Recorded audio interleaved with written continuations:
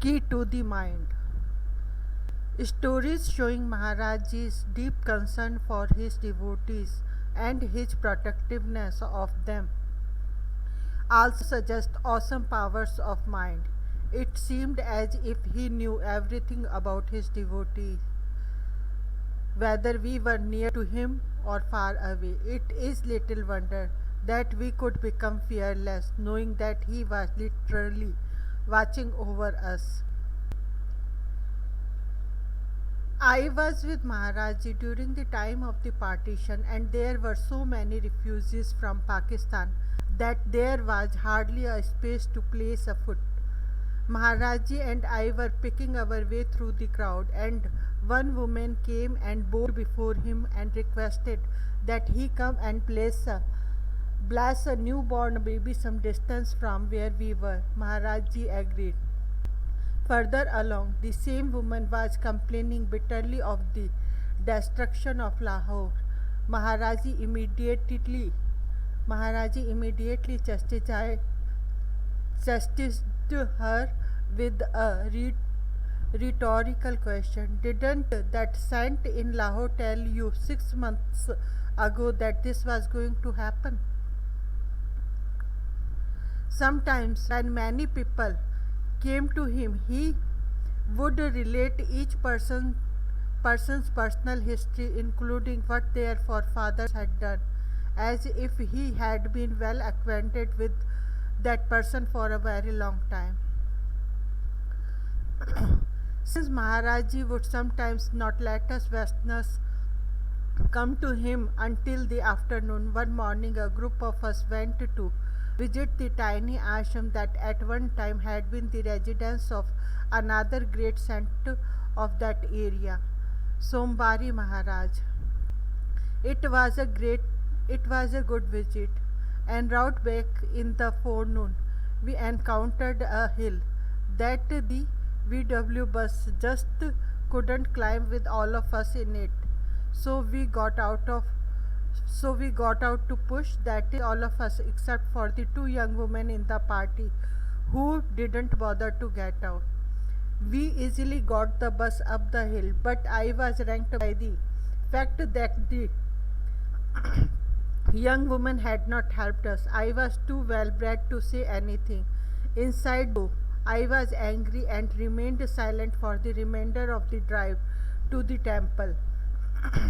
As we entered the temple, Maharaj said, Ramdas is angry, but I had hidden it well, and everyone disagreed with Maharaji and said that on the contrary I had been very pleasant. But Maharaji was not to be deterred. No, he said, Ramdas is angry because the young woman wouldn't get out and help push. Once when Maharaji was sitting in a room with no windows, he said, oh, so and so is coming just now. Within a few moments, this person entered the room.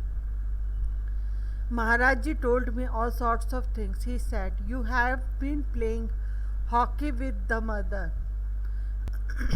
He was referring to the fact that I had been at Sri Aurobindo's ashram for a while and had played hockey with the mother. In the 1940s, a Muslim ICS, Indian Civil Service officer's son, who was studying in England, had had a heart attack, and his mother had gone to see her son there. Maharaji was visiting the house of a devotee who never asked anything of Maharaji, but in this case he asked Maharaji about the boy, as they were family friends, but he could put the question to Maharaji.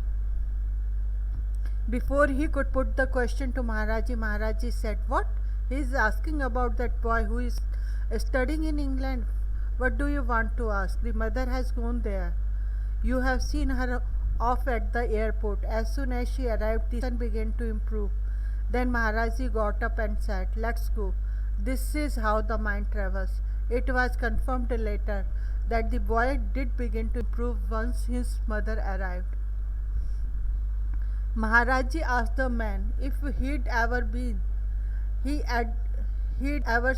before seen such a place at Kanchi, so beautiful and peaceful and ideal for meditation with its mountains and rivers and forests. The Swami replied that he'd once seen a similar place in Kandy, Sri Lanka. Maharaji, who had never been there, surprised the man by describing that place down to the smallest details. Our eldest daughter had appeared in some competitive examinations for employment in the government of India. After the exams, we went to see Maharaji in Vrindavan. As we were pranaming to him, Maharaji addressed her and said, "You have spoiled 5 of your exam papers." She said, "Yes." Maharaji said, "Don't worry, you'll still come out successful and you'll get your job." And she did. Uriya Maili is large but not rich, yet with his blessing we have been carrying on quite well.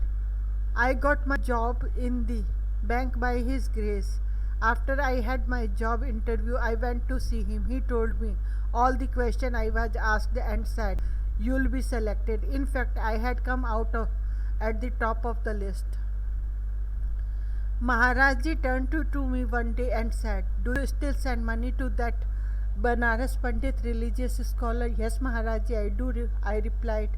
Maharaji had never met this Pandit, nor had I ever told Maharaji that I regularly sent money to him. This Pandit was a reciter of the Ramayana and he lived off donation from his listeners. Maharaji knew all things and he would look after people he'd never met.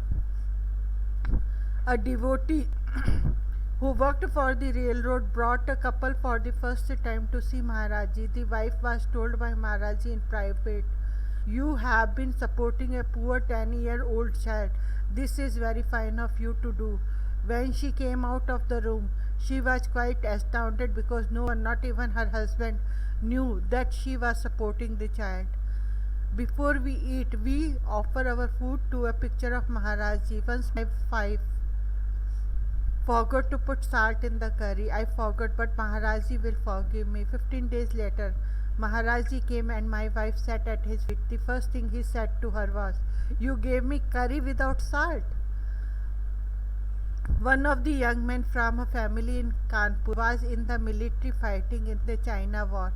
The report came that he had died and the brother came to tell Maharaji. Maharaji said, "No, he hasn't died. He has not died." No one believed Maharaji, and the widow married again in 6 months and the file of the war department was closed. After some time, the man returned. In 1968, after I had been at the temple for some time, I had to go to Delhi. At that time, I was trying to be a very pure yogi. In Delhi, I did all my business with dispatch and then had time for a vegetarian lunch before returning to the mountains. At the end of the meal, I was served 2 biscuits with tea.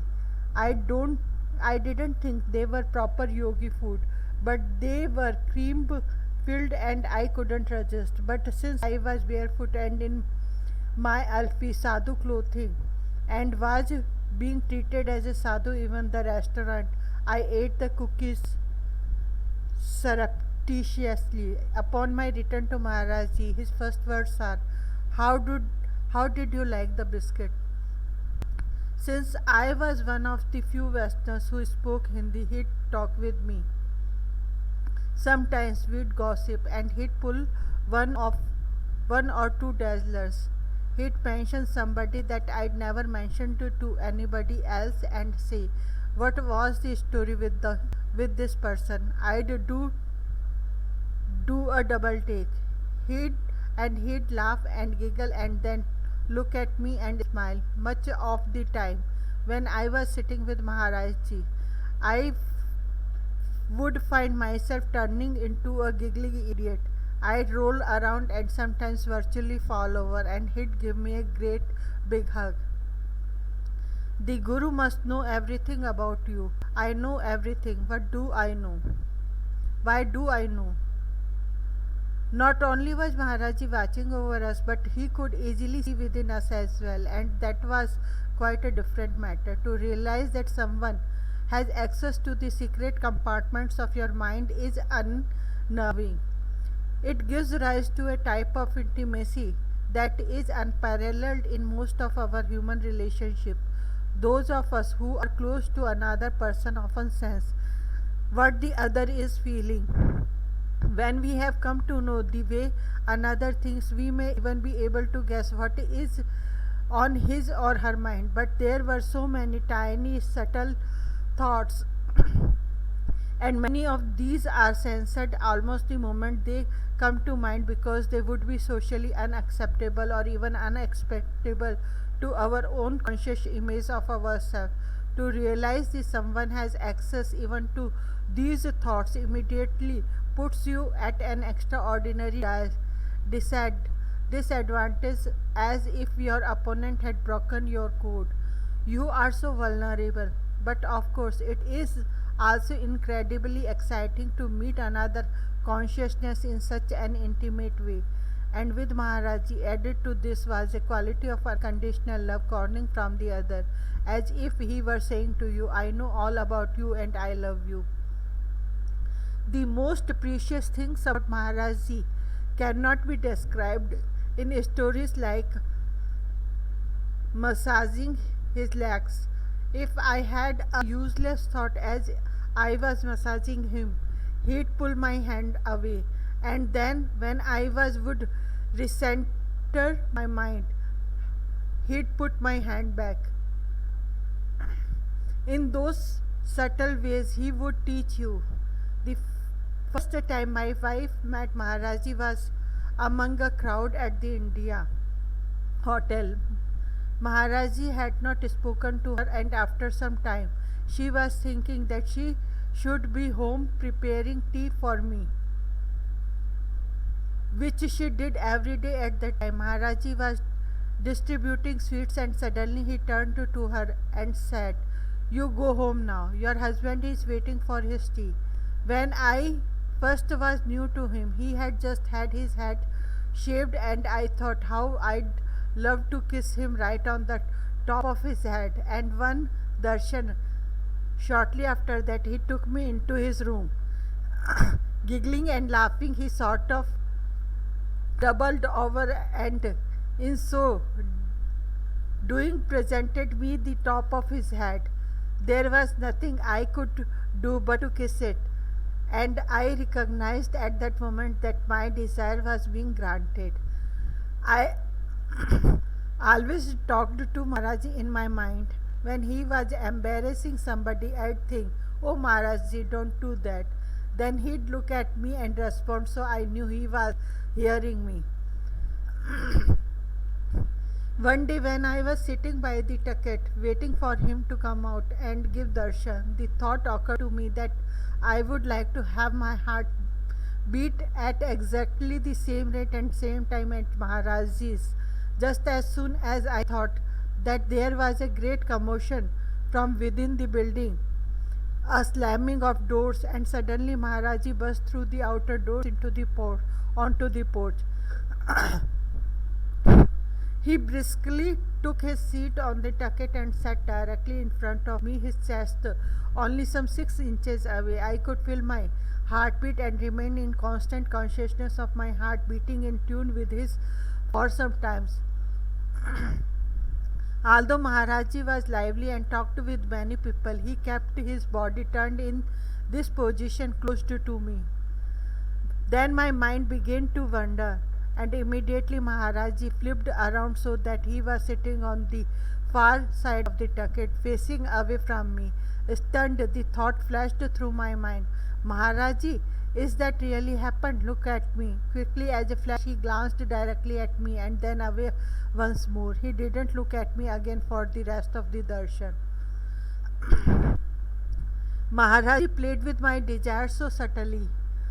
I might spy an apple on his bench before he would appear for darshan, and I'd think how much I'd liked that apple and how long it was since I'd had an apple. Then Maharaji would appear and he'd seem to make a point of throwing me that very apple, but of course he would be throwing other devotees other piece of fruit, so you could never be sure. I'd always Just to think, isn't that interesting? Once, when I was living high up in the hills behind the temple, where it was very cold, I heard from some newly arrived devotees about a space blanket used by the astronauts that was very warm and weighed only a few ounces in my cold, but I kept thinking about how nice it would be to have such a blanket. The next morning I came to the temple and was having tea with another devotee who was cleaning out his rucksack. He threw his things at me and said, "Here, why don't you take this? It's a space blanket that I never use." When such things kept happening to me, I thought that if Maharaji was going to gratify my all desires, I ought to start asking for more important things like a little compassion.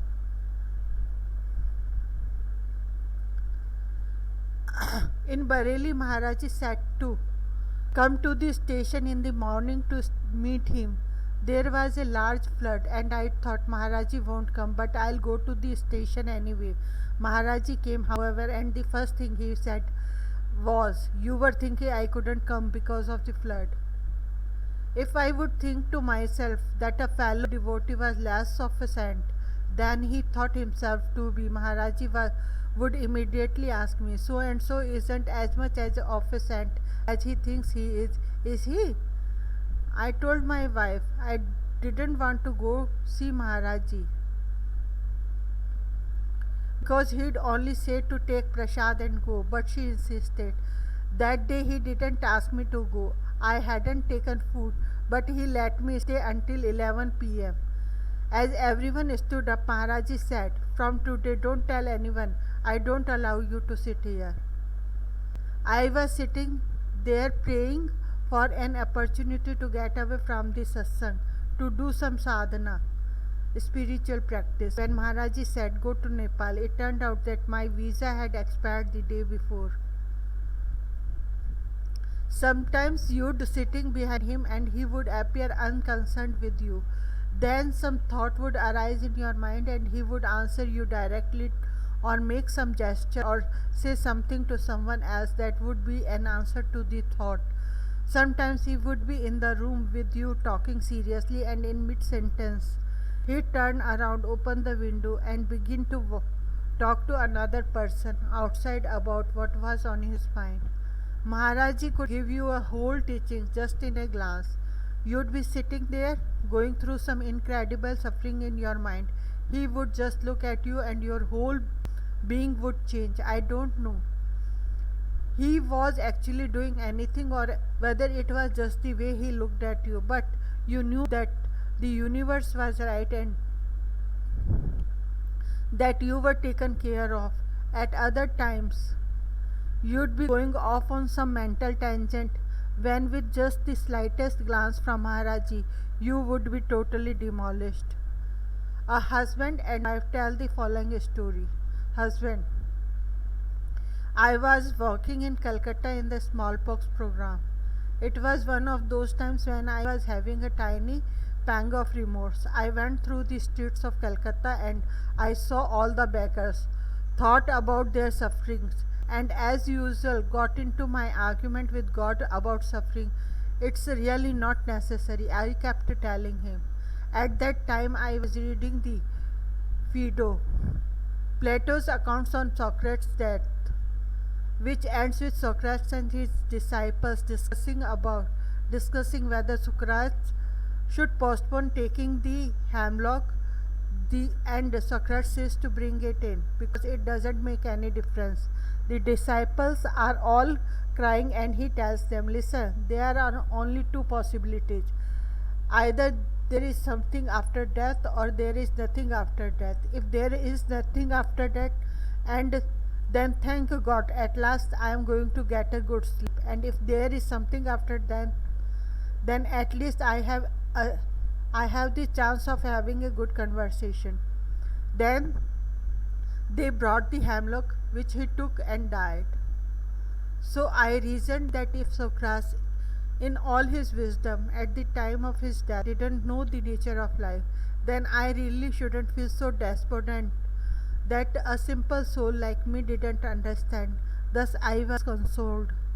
Wife, at the same time, my husband was in Calcutta, I was in Delhi looking for the Maharaji. We finally found him at the home of the Brahmans in New Delhi. This was his last visit to New Delhi before he left his body. We were sitting with him in the afternoon on the same day he had arrived. Maharaji looked at me and simply said, Socrates. Later on the same day, he looked at me again and said, Socrates. I discussed this with the devotee accompanying me, trying to figure out what he had meant. Perhaps it was that I looked or thought like Socrates, but we couldn't quite figure it out. My husband came home from Calcutta, and after telling him that I had seen Maharaji, I said, You know, he said the strangest thing to me, and we still don't understand what it means. He looked at me and called me Socrates. What do you think it means? Then my husband told me that he'd been thinking, and we figured out that it was extremely the same day my husband just described. Dada said, mind reading and telling the future, and knowing who was coming and so forth. Such things were always happening around Maharaji. There was nothing special about them.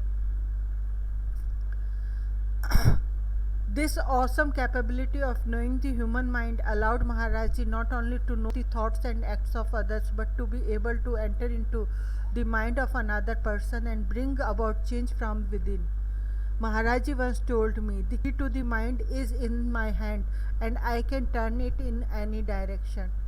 During the English occupation, an Englishman had reserved a first-class compartment on the train, and when he went to his compartment, he found Maharaji there.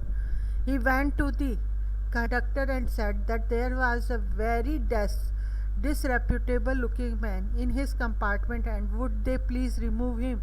The conductor came and looked and said, I am sorry, that's a saint, and I can't remove him. So the Englishman, now even more upset, sent for the chief conductor. When the chief conductor came, he said the same thing.